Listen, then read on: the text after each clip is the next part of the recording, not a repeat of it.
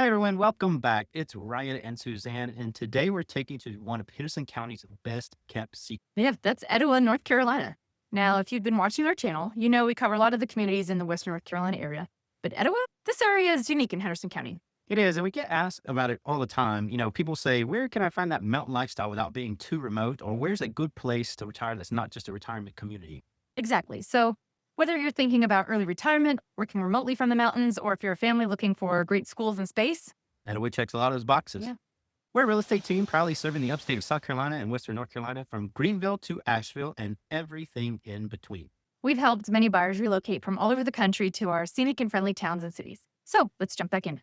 First, let's talk about what Etowah actually is. It's an unincorporated community, so no city limits and no municipal government there. And that just really means lower taxes, by the way. So for property taxes, you pay the county, Henderson County, and the fire district, but nothing more.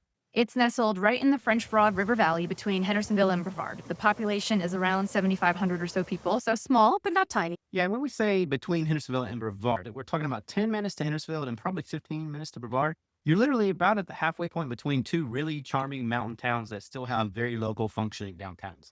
Yeah, and I would say the vibe here is what I would call maybe pastoral with purpose. You've got pastures, horses, cattle, mountain views. But you're not out in the middle of nowhere. You still got high-speed internet. You've got an Ingles for groceries and shopping, a few restaurants, easy access to Asheville Airport. That's only a 20-minute drive away, and a very popular public golf course, Etowah Valley. So it's that sweet spot. So it's got a rural feel, but not rural isolation. So honestly, when you drive through Etowah, it just sounds like a place to escape from the hustle and bustle of modern day life. And it's kind of one of those places you can just chill and kind of, hear yourself think. So who's calling Etowah home? Well, the median age is around 46, and about 30% of the residents are 65 or older. So yeah, retirees love it, but it's not just retirees. We're seeing more families moving in, especially with the schools being so highly rated, but we'll get to that in just a minute. And we're also seeing an uptick in remote workers. So people who come work from anywhere are choosing Etowah because they get that mountain backdrop and that quality of life, but they've still got the infrastructure that they need to be able to work remotely. The median household income there is around $73,000. And here's a big one. About 83% of the residents there are homeowners. That's a pretty high home ownership rating. And it speaks to the stability of the community. People aren't just passing through, they're really planting roots there. Exactly. And it's a place where people stay.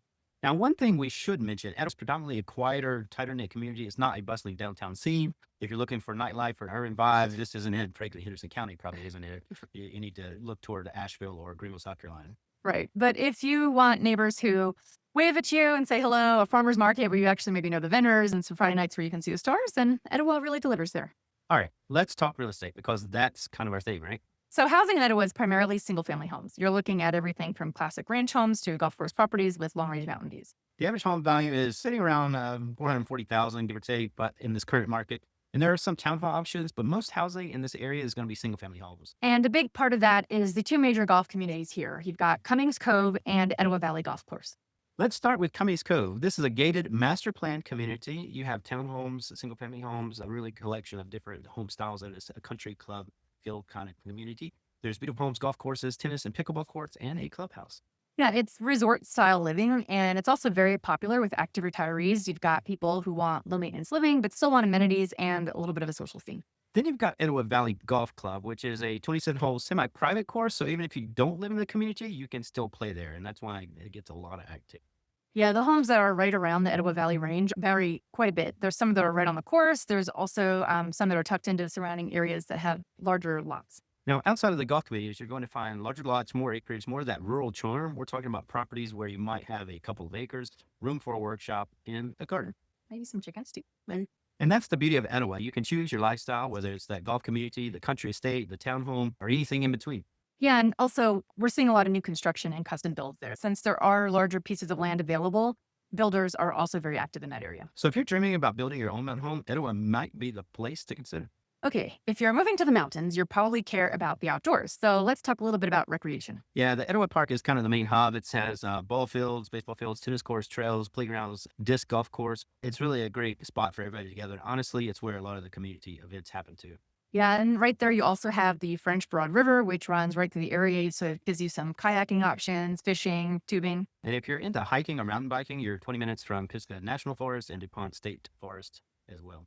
which, and for those of you that don't know, there's a really world-class outdoor destinations. You've got waterfalls, miles of trails, incredible scenery. And here's something really exciting that I've been taking advantage of a lot lately, and that's the Ecusta Trail. This is a greenway that's being built to connect downtown Hendersonville and downtown Brevard eventually, and it runs right through Etowah. The first roughly 6 mile section is starting in downtown Hendersonville is already open, and work is already underway on the second phase that will continue from Horseshoe to Etowah. Yeah, so you're going to have this beautiful paved walking, biking trail. And it's really a huge quality of life upgrade, I think, for that area. And between the trails, the river, the forest, and the golf courses, if you like being outside, you're like living there. So what's it like to actually live in Etowah day to day? It's very community driven. The Etowah Lions Club runs a weekly farmers market, which is super popular. They've got fresh produce, local goods, and it's a great Saturday morning tradition. Yeah, and you've also got the local library, the volunteer fire department. These are kind of other cornerstones of the community. Yeah, and even though it's unincorporated, there's a strong sense of civic pride. I would say people here care about preserving the rural character of that area, but also improving infrastructure. Yeah, like the broadband expansion that's been going on. It's huge for remote workers and just, I mean, it's a requirement these days just to live and have TV access for that matter.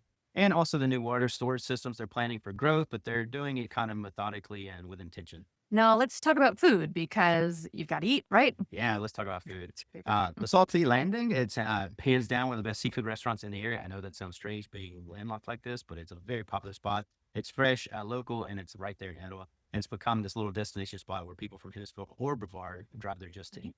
You've also got the Blue Ridge Pizza Company, El Bronco for Mexican food. There's also the nearby upscale Silo Cookhouse at the Horseshoe Farm. That's not too far away. Yeah, and don't forget about Packa's Place, where you can grab a craft beer and listen to music. It's a vibe, and it's a generational kind of place. So you're not really lacking for food in that area. And if you even want more options, Hendersonville and Brevard are right there. You're right in the middle. Yeah, honestly, one of the best things about Etowah is that location. You feel like you're away from it all, but you're still close to those towns. All right, for families watching this, let's talk a little bit about the schools. Yeah, Etowah Elementary is the local school, and it's top rated. From there, kids go on to Rugby Middle School and West Henderson High School, both of which are highly regarded in Henderson County. And the Henderson County public school system as a whole performs above state averages, so you're in good hands education-wise.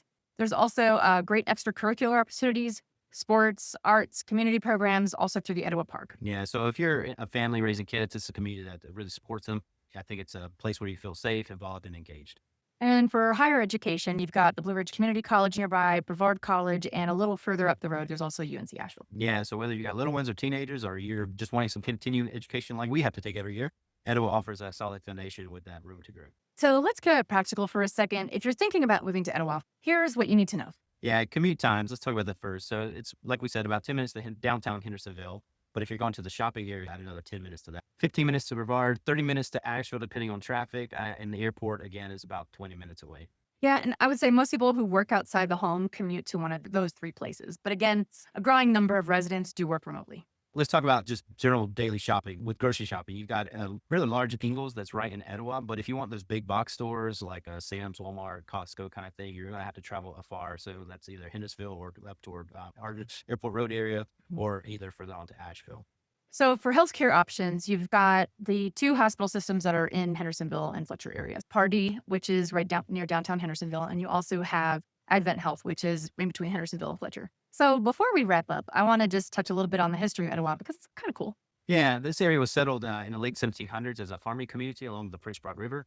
It's really self-sustaining farms, small mills, and it resulted in really a tight-knit community for generations.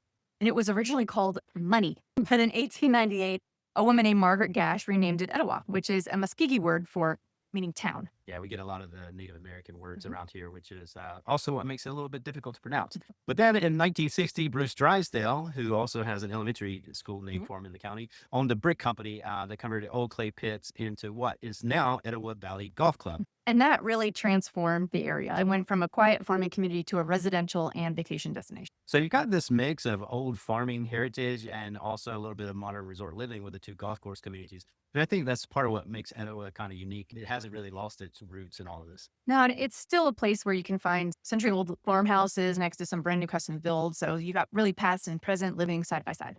So to bring this all together, when it comes to Etowah, if you are a soon-to-be retiree or early retiree looking for an active, peaceful lifestyle with access to golf trails, community, or for your family. If you're looking for great schools, safe neighborhoods, and room to breathe, it should be on your list. And if you're a remote worker who wants mountain views, reliable internet, and a place where you can actually afford to live, Etowah should be on your list. It's not the flashiest town in Western North Carolina, and it's really not trying to be Asheville or Hendersonville, which are much more populated and have more activity going on. But that's exactly why people love it. It's kind of authentic, it's peaceful, and it just feels like home for me. Yeah, we've helped a lot of people find their place in Etowah, and every single one of them tells us the same thing. I'm so glad we found this place. So if you're thinking about making a move to Western North Carolina, let's talk. Thanks so much for watching. And if you found this helpful, give us a thumbs up, subscribe if you haven't already. And drop a comment below. Are you considering Etowah? What questions do you have about the area? We read every single comment and try and respond as soon as we can. So until next time. We'll see you in the mountains.